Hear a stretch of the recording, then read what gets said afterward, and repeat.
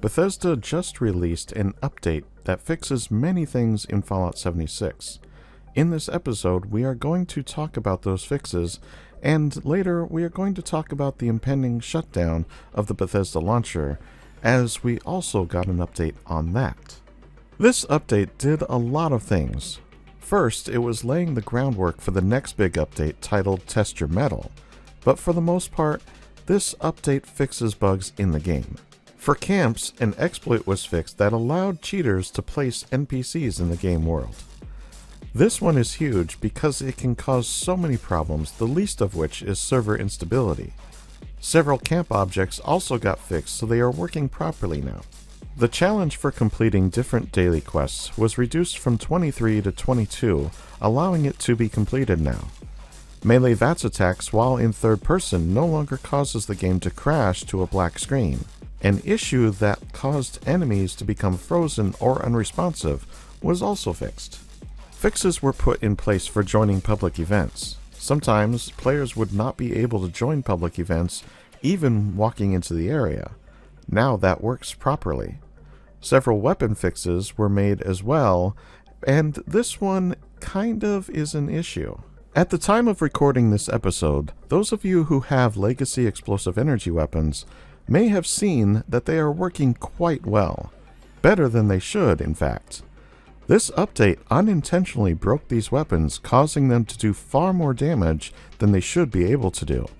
Just one of these weapons can now take down a Scorch Beast Queen in seconds.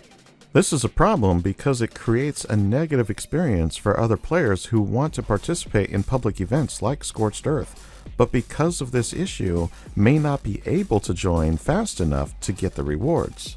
To be clear, I'm not saying take legacies away, nor am I saying they should be nerfed. I don't have any legacy weapons myself, but I do know people who do.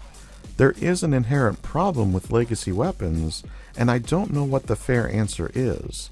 I just know that Bethesda needs to do something to fix the current problem. There were some other smaller bug fixes, but there really is no need to go over that here. A link to the full list is in the description below. However, I do want to address one thing that I found in my travels. If you go to the Metal Dome, the Blood Eagles have been replaced with Rust Eagles. They don't appear to have any of the dialogue yet, so at the time of recording this, you can go check out the Metal Dome without having to get into a fight. Now on to the larger part of the news, that being the Bethesda Launcher shutdown. We got some new information, and for those who have been asking, we now know when we will be able to start the migration to Steam. Beginning on April 27th, we will be able to migrate our Bethesda library to Steam. It is going to be very important to get this done as soon as possible because we do have a time limit. Beginning on May 11th, the Bethesda Launcher will no longer be able to load any of your games. So, if you're like me and you have quite a few games that you purchased through Bethesda directly, you will want to make the migration for those games sooner because those games will have to be connected and re-downloaded through Steam. My own suggestion is to make sure that you uninstall the games through the Bethesda Launcher, that way you're not taking up drive space. Make sure you back up your game saves first though, so you don't lose any progress. If you migrate during the migration window, Bethesda is rewarding us with 10 free rank ups for the Season 9 scoreboard. We will get those rank ups shortly after Season 9 starts in June. This is a very nice gesture by Bethesda as they are trying to recognize our time and effort. There is also a new FAQ available, and we're going to run through that here. How do I migrate my Bethesda Launcher account to Steam? Starting on April 27th, you will be able to begin migrating your Bethesda Launcher account to Steam by following the steps outlined in our migration tool. We will provide a link to the tool as soon as the migration is available that day. When will Fallout 76 become unavailable for play through the Bethesda Launcher? Players will be unable to log in or play on the PC Bethesda Launcher version of Fallout 76 on May 11th, 2022. At that time, you will need to migrate your account to Steam in order to continue your adventures in Fallout 76. Some of you may be wondering why Bethesda singled out 76 here. That is because the vast majority of users are players of Fallout 76.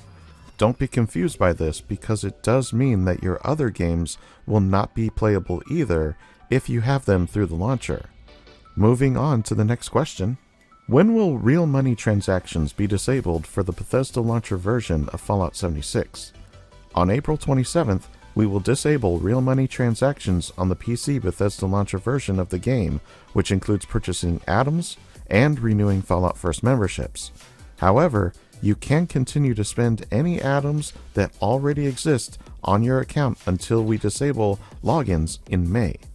As mentioned previously, any atoms that remain on your account after migration will be transferred to your linked Steam account. Will I need to re-download and install Fallout 76 through Steam? Yes. If you do not currently have Fallout 76 installed through Steam, you will need to download the latest version of the game before you can continue playing. Again, to be clear here, this applies to all games you have through the Bethesda Launcher, not just Fallout 76. I don't know about you, but my Bethesda Launcher library is quite extensive, so this could take some time depending on your internet connection speed, so be prepared for that. Continuing on. Will I need to reconfigure my game settings after I move to Steam? No. Your game settings, including preferences like resolution, subtitles, damage numbers, equipped atomic shop items, icons, survival tent, and loot bags, etc., will be preserved through migration. This is good to hear. Game settings are an important part of the gameplay experience. The last thing anyone wants to do is go through each game changing the settings again. However, this is only referencing Fallout 76, so it is possible other games won't get this benefit. Will my yearly membership automatically renew on Steam even though I signed up through Bethesda.net? When your existing Fallout First membership through Bethesda.net expires, it will not automatically renew. However, you will be able to begin a new membership through Steam. Will I still be able to access custom worlds that friends have shared with me after I move to Steam and vice versa? Yes. Migration should have no impact on custom worlds so long as you've linked your Steam account to the Bethesda Launcher account you've been using. I already own Fallout 76 on both Steam and the Bethesda Launcher. Will the atoms from my Bethesda Launcher account be transferred to my Steam account?